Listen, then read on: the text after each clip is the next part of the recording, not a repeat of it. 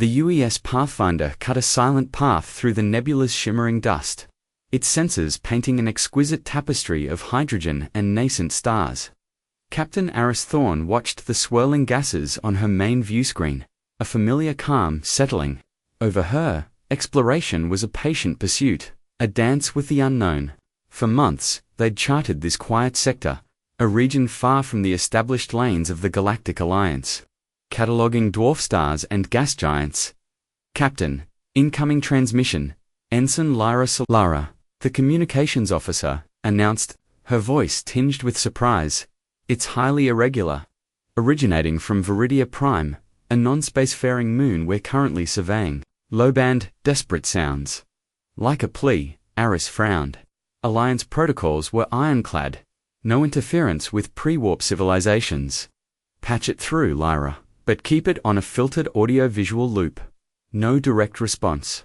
The screen flickered, replacing the nebula with a chaotic shaking image. What appeared was not a sophisticated communication array, but a simple, almost organic camera feed. It showed a being, Sylvani, its form slender and elegant, covered in a fine moss-like fur that shifted between emerald and sapphire. Its large, luminous eyes, deep pools of forest green, conveyed sheer terror. Behind it, verdant, towering trees, almost impossibly vibrant, trembled as if in a gale. Then, the images shifted, massive, blocky machinery tearing through the forest, leaving scarred earth and broken branches in their wake. Small, agile Sylvani scattered, some falling, others trying to defend their homes with crude, sharpened sticks. The air crackled with alien guttural shouts. The audio, once filtered for linguistic patterns by Dr. Alara Corvus, the ship's xenobotanist, began to make sense. ... Great spirits. Forest, taken, please, they burn the bloom. Commander. Xylos Naya Aris's executive officer stood beside her, his usually impassive face etched with concern. Vulcan Hegemony, he stated, his voice tight. Their energy signatures match. They're stripping Veridia Prime for the Veridian bloom. It's a rare bioluminescent flora, essential for their crystalline alloys. Highly prized. Dr. Corvus, usually effusive about new flora, looked devastated. Captain, the Veridian bloom isn't just a resource. It's the very foundation of Veridia Prime's ecosystem. It's a symbiotic organism with the Sylvani, their legends, their culture, their survival. It's all intertwined with the bloom. What the Vulcan are doing isn't harvesting, it's planetary ecocide. She pointed to a trembling Sylvani elder on the screen. That's Elder Falon. He's a revered lawkeeper. This isn't just a cry for help. It's the last gasp of a dying world. The images continued, Sylvani children clinging to their elders. Desperate acts of resistance against towering, impersonal machines. Aris felt a familiar, not tighten in her gut. The cold logic of Alliance protocol warred with the primal, undeniable urge to protect. They were explorers, yes. But humanity had always held an unspoken tenet. Aid those who cannot aid themselves. Commander Naya Aris said, her voice quiet but firm. What is the Vekaran presence on Veridia Prime? Preliminary scans suggest a small but well-armed ground force, supported by a single orbital cruiser. The Harvester's Claw, Nia reported, calling up tactical displays. They clearly don't expect resistance from a pre-warp civilization. They're operating with an almost contemptuous efficiency. Aris looked from the brutal Vulcan operations to the desperate plea of the Sylvani, then to the faces of her crew, their expressions mirroring her own internal struggle. The Alliance would censure her, potentially court-martial her for interfering. But what was the cost of inaction? Lyra, maintain passive comms, no outgoing. Dr. Corvus briefed me on the Sylvani and the Bloom's vulnerabilities. Commander Nia, begin comprehensive scans of Vulcan harvesting operations, their force distribution, their supply lines. I want to know everything. Nia raised an eyebrow, a silent question in his eyes. Aris met his gaze, her jaw set. We don't intervene, yet, Commander, but we observe and we prepare. If there's a non-lethal way to protect these people, we'll find it. We are not just explorers, we are first and foremost human. The silence on the bridge affirmed her decision. The Pathfinder had found its purpose, and the Guardians of the Weak had begun their silent vigil. For the next few sols, the UES Pathfinder became a ghost in the Veridia Prime system, cloaked and silent, a watchful eye orbiting the verdant moon. From their orbital vantage, the human crew witnessed the methodical brutality of the Vulcan Hegemony's operations. "They're not just harvesting," Captain Dr. Ilara Corvus reported, her voice hushed with horror as new telemetry data filled the main view screen. "They're strip mining the ecosystem. The Viridian bloom isn't just being extracted. The entire root network, which stabilizes the soil and regulates the moon's unique atmosphere, is being ripped out. At this rate, Veridia Prime will be a dust bowl within 2 cycles." The Vekarin themselves were a stark contrast to the ethereal Sylvani, bulkier, with leathery, segmented hides and multiple limbs. They moved with an unsettling, insectoid precision. Their automated harvesting drones, resembling massive, multi-limbed spiders, scuttled through the forests, ripping up flora with powerful energy claws. Ground troops, encased in heavy, angular armor, provided perimeter security, occasionally firing bursts of energy at any Sylvani who dared to approach. Through the Pathfinder's advanced optical sensors, the crew watched the brave, desperate efforts of the Sylvani. They were smaller, faster, their mossy fur blending perfectly with the forest canopy. They used their intimate knowledge of the terrain, setting traps of vines and sharpened branches, or attempting to ambush isolated drones. With primitive tools, each attempt was met with swift, overwhelming force from the Vulcan.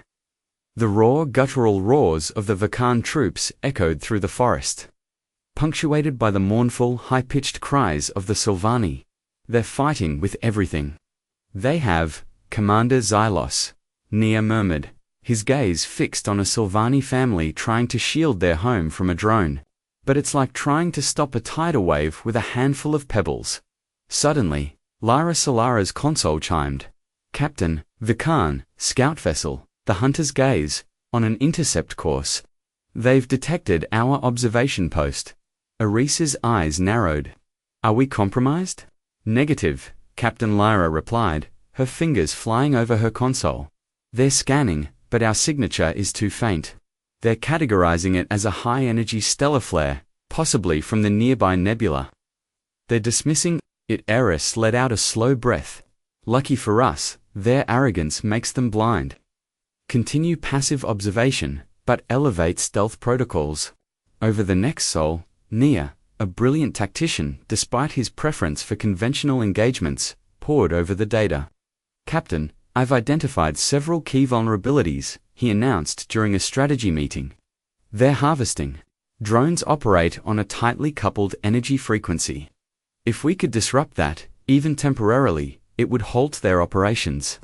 Their ground troops rely heavily on a localized comms net for coordination. A broad-spectrum sonic pulse could jam it, and their dependence on the bloom itself."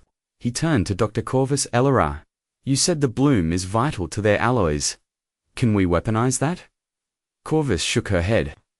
"Not in a destructive way, Commander, but the bloom is incredibly sensitive to specific environmental stimuli. A targeted frequency, a particular light spectrum. It could cause localized wilting, or even make it temporarily inert. Nothing permanent, but it would make it useless for the Vulcan for a time." Aris listened, a plan beginning to coalesce in her mind.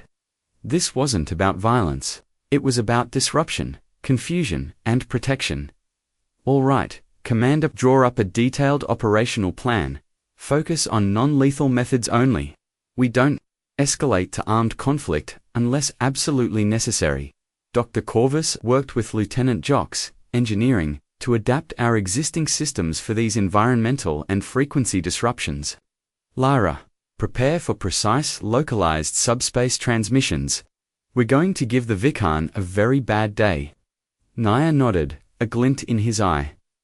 "Understood, Captain. They think they're dealing with primitive forest dwellers. We're about to introduce them to human ingenuity." The decision had been made. The Pathfinder was no longer just an observer. It was about to become the Sylvani's silent shield. embarking on a compassionate siege driven not by conquest, but by an unwavering commitment to justice. The moon of Veridia Prime, once a canvas of vibrant greens and soft purples from the Viridian bloom, now became a stage for humanity's quiet defiance. The UES Pathfinder, a technological ghost in orbit, initiated its highly unconventional intervention. The first strike was against the Vulcan Hegemony's automated harvesting drones. From orbit, the Pathfinder emitted precisely timed, localized, electromagnetic pulses, not strong enough to damage the drones, but perfectly tuned to disrupt their internal navigation and harvesting algorithms. One moment, a multi-limbed behemoth would be systematically tearing through a section of forest. The next, it would freeze mid-action, its energy claws retracting, its optical sensors spinning erratically. Drone 7, disabled in Sector Gamma. Ensign Solara announced a triumphant note in her voice. Drone 12 malfunctioning, seems to be trying to harvest a rock. Below, the Vulcan ground troops, already frustrated by their inability to control the rebellious Sylvani, were thrown into disarray. There comes, usually a constant stream of crisp commands, turned into static-ridden gibberish, as the Pathfinder unleashed precision-guided sonic emitters. These waves were designed to disrupt neural pathways subtly, causing mild disorientation and making coherent communication impossible. A Vulcan officer, barking orders, would suddenly trail off, shaking its head, while its subordinates stood confused, unable to understand what was being said. They're attributing it to atmospheric interference, Commander Nia reported. Watching the Vulcan's bewildered reactions on the ground, they don't even perceive it as an attack. But the Pathfinder's most audacious tactic came from Dr. Elara Corvus. Utilizing advanced holographic projectors, the ship created illusions of vast Sylvani forces moving through the denser parts of the forest. Giant, shimmering figures, seemingly composed of light and leaves, would appear suddenly at the edge of clearings, then vanish as Vulcan patrols approached. Squads of Vulcan troops would waste precious hours chasing phantoms through the deep woods, their reports to command growing increasingly frantic about native apparitions and forest magic. General Verok is demanding explanations from his ground commanders. Lyra chuckled, relaying intercepted Vulcan comes. He thinks they're incompetent, or worse, succumbing to native superstitions. Captain Aris Thorne, a quiet satisfaction on her face, coordinated every disruption with surgical precision. Keep the pressure on, Lyra. Commander Nia, ready your ground teams for insertion. We need to disable those primary harvesting hubs directly. Nia had handpicked a small, elite covert infiltration team, including Lieutenant Jocks from engineering, and 2 security specialists. They deployed in a highly modified, cloaked shuttle, the Shthodart, landing deep within the moon's dense flora, unseen by the V. Equipped with specialized portable EMP generators and subsonic disruptors, they moved like ghosts through the forest, manually interfering with Vulcan ground operations. Power generators flickered offline, ground vehicles experienced unexplained engine failures, and forward comms posts went silent. The Sylvani, hidden within their ancient arboreal settlements, watched these inexplicable events with bewildered awe. The machines that had terrorized them now faltered. The harsh alien voices became muffled, and towering specters seemed to guard their ancient groves. Elder Phelan, watching from a high perch, whispered tales of awakening forest spirits, of the Skyweavers answering their pleas. Their fear slowly gave way to a newfound fragile hope. They're gaining courage, Dr. Corvus observed, watching a small group of Sylvani, emboldened, attempt to reclaim a section of forest that had been cleared. The Vulcan troops, disoriented and unable to call for backup, were forced to retreat. The Pathfinder crew, a handful of humans against an interstellar hegemony, had proven their worth. Their unconventional shield, woven from ingenuity and compassion, was holding. The Guardians of the Weak had begun to make their presence known, not with a bang, but with a series of frustrating, baffling whispers. The Vulcan hegemonies. Frustration on Veridia Prime escalated from confusion to outright rage. The repeated, Inexplicable disruptions to their harvesting operations and troop communications were no longer dismissed as anomalies. General Virok, a hulking Vikan, known for his ruthless efficiency, now suspected a sophisticated, unseen enemy. He considered the possibility of a rival, technologically advanced species, but dismissed them as cowardly for not engaging directly. General Virok has personally taken command of the Veridia Prime operation. Lyra Solara reported, her voice grim. He's deploying a full ground assault force, multiple armored columns, and he's ordered a planet-wide atmospheric scan every 6 cycles. He intends to scorch the forests if necessary, to flush out whoever is interfering. The stakes had risen dramatically. The UES Pathfinder's covert operations, once relatively low-risk, became a desperate dance with detection. Near misses became commonplace. The Shadow Dart, the infiltration shuttle, had to execute a dangerous evasive maneuver when a heavy transport's unexpected sensor sweep nearly locked onto its cloaked signature. Lieutenant Jox, piloting, swore under his breath, his hands flying over the controls. That was close, Jox muttered, wiping sweat from his brow. Their new scan patterns are incredibly sophisticated. We barely slipped through. Captain Aris Thorne felt the pressure mount. Her crew was exhausted, operating on razor-thin margins. What's the status of the Veridian bloom, Dr. Corvus? Dr. Alara Corvus's face was drawn. Captain, I've refined my analysis. The Vikan aren't just harvesting. Their methods are fundamentally incompatible with the bloom's regenerative cycle. Prolonged exposure to their extraction beams is causing molecular-level degradation. It's not just wilting, it's permanent damage. If they continue, the entire ecosystem will collapse within weeks, irrespective of the Sylvani. The realization hit Aris like a physical blow. Their non-lethal tactics, while effective in stalling, wouldn't stop the ultimate destruction. The Sylvani would be left with a dead world. This changes everything, Aris stated, her voice tight with grim determination. Commander Naya. Their new defensive posture, their increased patrols, what does it tell you? They're paranoid, Captain Nia replied, reviewing tactical readouts. They're spreading their forces thin, trying to find us. But their command structure is still too rigid. They're built for direct engagement, for overwhelming force, not for this kind of phantom warfare. They're still seeing ghosts, not a single human ship. Aris looked at the tactical map. The Harvester's Claw, Virok S orbital cruiser, was now positioned centrally above the Moon's main landmass, its sensor arrays actively sweeping. It was the nerve center of the Vicaran operation. We need to end this, Aris declared, her gaze firm. The Vicaran will not stop until Veridia Prime is barren. Our methods have bought time, but not a lasting peace.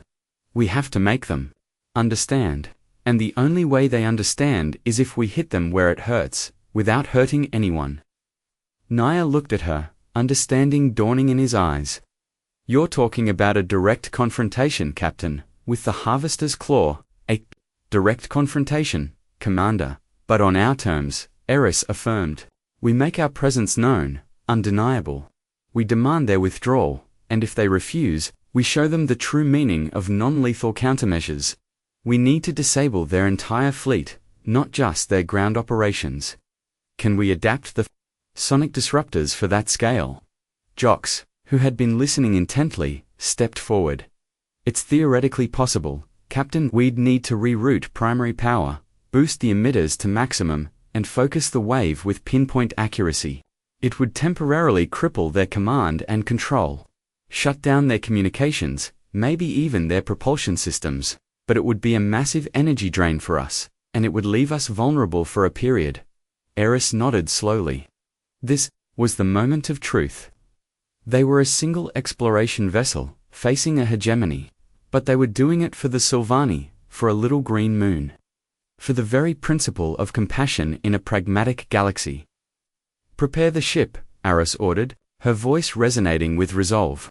We will make them see us, and we will make them leave. Humanity is not defined by its weapons, but by its will to protect. The compassionate siege is about to enter its final, decisive phase. The air on the UES Pathfinder's bridge was thick with anticipation, a silence more profound than the void outside. Captain Aris Thorne stood tall, her gaze fixed on the main viewscreen. Commander Xylos Naya stood beside her, his usual composure tempered by a visible tension. Proximity alert. "We are decloaking, Captain," Lyra Solara announced, her fingers flying across her console. The cloak shimmered and dissolved, revealing the Pathfinder, in stark relief against the starfield. Below them, orbiting Veridia Prime, sat the Veckan Hegemony's central command vessel. The dreaded Harvester's Claw, a brutalist monument of sharp angles and heavy weapon emplacements. It bristled with orbital defenses, its companion ships forming a tight, impenetrable cordon. The Veckan bridge erupted in chaos. Unidentified vessel. Source of recent disturbances. It decloaked. General Varak's guttural voice roared. Over the intercepted comes, his multiple eyes widened in disbelief. A single, relatively small ship. He'd expected a fleet, or at least a highly advanced stealth warship. This looked like a transport. Captain Thorne, Aris's voice, calm and resonating with authority, cut through the Veckan's astonished chatter. Broadcast across all galactic common frequencies. Directly to the Harvester's Claw. "This is Captain Aris Thorne, of the United Earth Spaceship Pathfinder. We are here to deliver a simple message. Halt all operations on Veridia Prime immediately. Withdraw your forces, permanently. The Sylvani and their ecosystem are now under human protection. Any further aggression against them will be met with full non-lethal countermeasures that will render your operations impossible." A pregnant silence followed, broken only by the Veckan general's enraged snarl. "You insolent primitives. A single vessel dares to defy the Veckan hegemony. You are a scout for a cowardly fleet. You will be vaporized. Open fire, destroy them." The Harvester's Claw and its escort vessels began to pivot. Weapon emplacements glowing ominously. Targeting locks pinged across the Pathfinder's bridge. They're charging primary weapons, Rian, the tactical officer, barked. Impact. In 20 seconds, Aris didn't flinch. "Commander Nia, initiate Phase 2. Dr. Corvus, confirm environmental dampeners active on the moon. Lieutenant Jox, full power to main emitters, unleash it." Nia's voice was crisp. Phase 2 initiated. Sonic disruption wave deploying in 5, 4, 3, 2, 1. Mark, from the Pathfinder's ventral emitters, an invisible wave of highly concentrated energy pulsed outwards. It wasn't a destructive beam, but a meticulously calibrated frequency burst, fine-tuned to disrupt the specific command and control protocols of Veckan technology. The effect was instantaneous and devastating to the Veckan. On the bridge of the Harvester's Claw, consoles flickered, went dark, then rebooted with error messages. Communication links became a cacophony of white noise. Targeting systems went haywire, their lock-ons dissolving into meaningless static. Propulsion systems sputtered, causing some of the escort vessels to drift aimlessly. Weapons, charged and ready to fire, powered down. Their energy readings dropping to 0. General Virak roared, tearing at a dead console. "What is this? Environmental interference. A new weapon." His multiple eyes darted around, seeing his entire fleet, poised for destruction, suddenly rendered inert. His ships floated like dead metal, helpless. "Their entire fleet is unresponsive," Captain Rian exclaimed, his voice filled with awe. "Communications are down, propulsion is erratic, weapons are offline. It's incredible." Aris watched the chaos unfold, a grim satisfaction in her eyes. "Hold the field, Lieutenant Jox. Just long enough to make our point. Then cut power and reroute it for shields and jump drive. We won't give them a target for long." On Veridia Prime below, the Vikaran ground forces, cut off from their orbital command and their own comms, descended into disarray. Harvesting drones froze. Armored vehicles stalled. The sheer overwhelming silence from their fleet was more terrifying than any bombardment. The Veckan species, built on brute force and rigid command, were utterly unprepared for an enemy that could render them helpless without firing a single lethal shot. They had anticipated a fight, a battle of might. Instead, they had faced something far more bewildering: compassionate superiority. Humanity had just issued its ultimatum, not with fire, but with silence, confusion, and an undeniable demonstration of power wielded with ethical restraint. The Guardians of the Weak had made their presence undeniable. The Vacan hegemonies fleet hung paralyzed above Veridia Prime, a chilling testament to humanity's unconventional power. On the bridge of the UES Pathfinder, Captain Aris Thorne watched the disarray, her face calm, but her mind racing. The window of opportunity was narrow. Hold the sonic disruption wave for another 5 minutes. Lieutenant Jox, Aris commanded, her voice steady, just enough to ensure they feel the full weight of their helplessness. On the Harvester's Claw, General Verok was a picture of impotent fury. His officers scrambled, attempting to re-establish control, but the subtle, pervasive interference from the Pathfinder's sonic disruption wave rendered every attempt futile. For the first time in his long, brutal career, Virak faced an enemy he couldn't comprehend, an enemy that wielded power not for destruction, but for an utterly alien purpose. Then, just as Virak began to tear out a console in frustration, the Pathfinder cut the disruption wave. Power surged back into the Vikan fleet's systems with a jolt. Communication links flickered back to life, propulsion engines hummed, and weapon systems powered up, albeit sluggishly. The momentary chaos had passed. Before Varrock could issue a single order, a direct, unfiltered transmission from the Pathfinder flooded his bridge. It was Captain Aris Thorne's voice, calm and clear, layered with a resonant tone that commanded attention. General Verrak, Aris began, her image projected onto the Harvester's Claw's main screen. The immediate threat to your fleet has passed. You have seen our capabilities. We wish no conflict with the Vikan hegemony.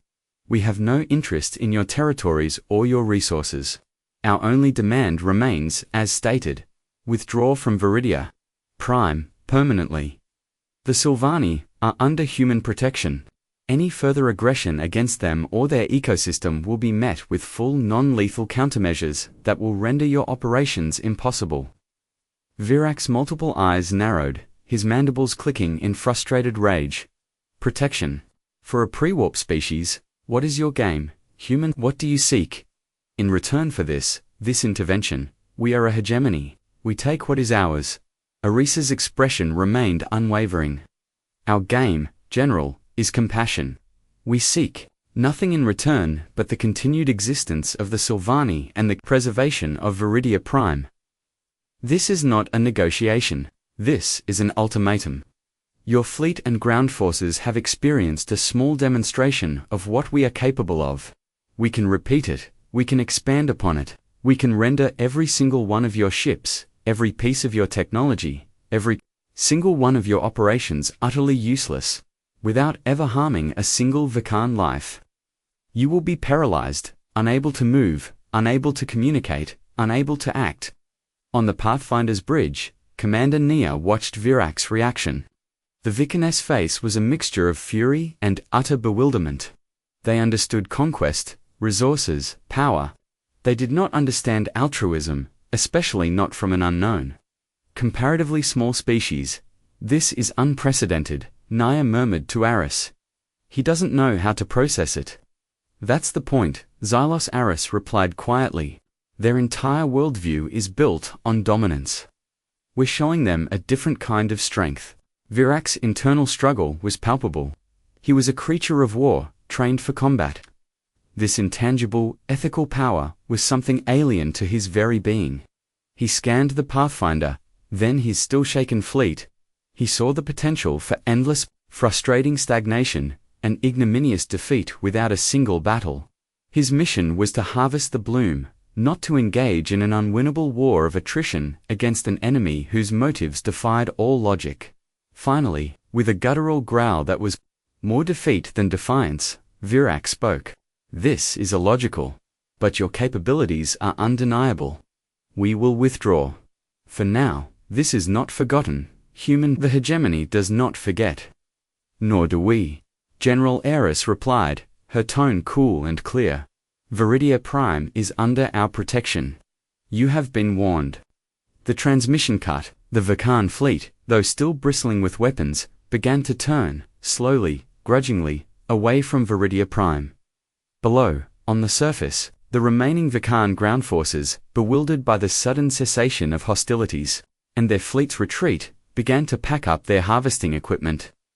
A palpable sense of confusion radiating from their ranks. Humanity, a relatively young spacefaring species, had stared down a powerful galactic hegemony. Not with overwhelming force, but with a baffling, unyielding commitment to justice and a display of non-lethal power that had completely derailed their adversary's strategic calculus. The immediate threat was neutralized. The compassionate siege had succeeded, and the Guardians of the Weak had etched their unique identity onto the galactic stage. The Vulcan hegemony's withdrawal from Veridia Prime was slow, resentful, but absolute.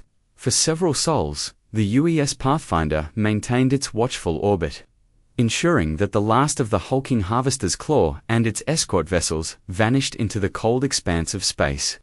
General Verac's final terse message was a bitter vow of remembrance. But no further aggression was attempted. Below, Veridia Prime began to breathe again. The silence, broken only by the natural sounds of the thriving ecosystem, felt like a bomb after the grating sounds of the Vulcan machines. The Sylvani, initially wary of the silent hovering ship that had driven away their oppressors, slowly emerged from their hiding places. Captain Aris Thorne authorized limited, respectful contact with the Sylvani. Dr. Ilara Corvus, her heart swelling with relief, led the first ground team. She brought no advanced technology for immediate cultural integration, only a simple, empathetic presence and medical supplies for the injured. Her priority was assessing the damage to the Veridian bloom and offering ways to accelerate its healing. The bloom is resilient, Captain, Dr. Corvus reported excitedly during one of her calls from the surface. It will recover, given time. We've offered the Sylvani some basic bioremediation techniques, ways to stimulate regrowth where the damage was worst. They call us the Skyweavers now, and the Silent Protectors.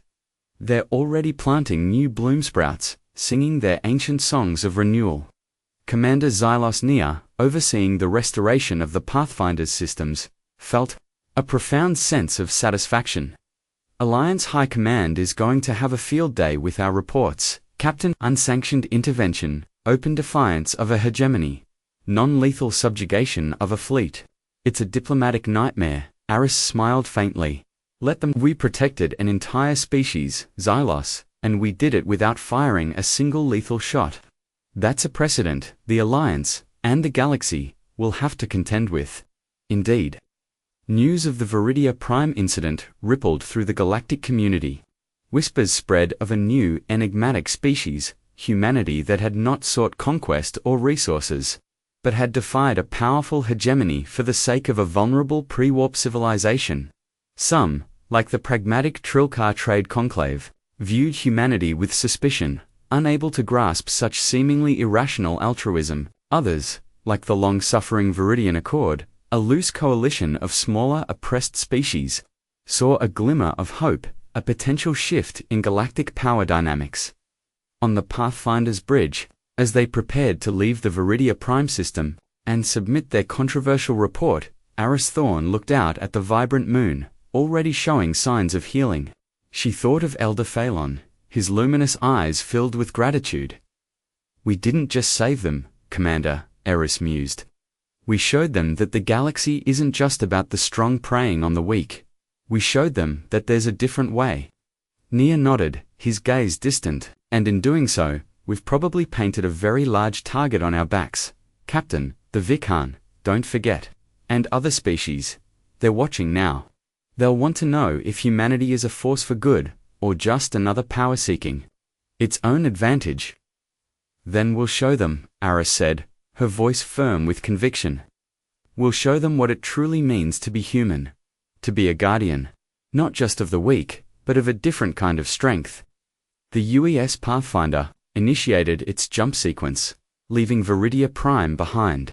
Vibrant and safe, under the gentle hum of its recovering ecosystem. The crew knew their actions would have far-reaching consequences, reshaping not just their own mission, but perhaps humanity's place in the wider galaxy. They had taken on the mantle of guardians of the weak, and in doing so, had opened a new, unpredictable, and profoundly hopeful horizon for their species. The compassionate siege was over, but humanity's true journey was just beginning.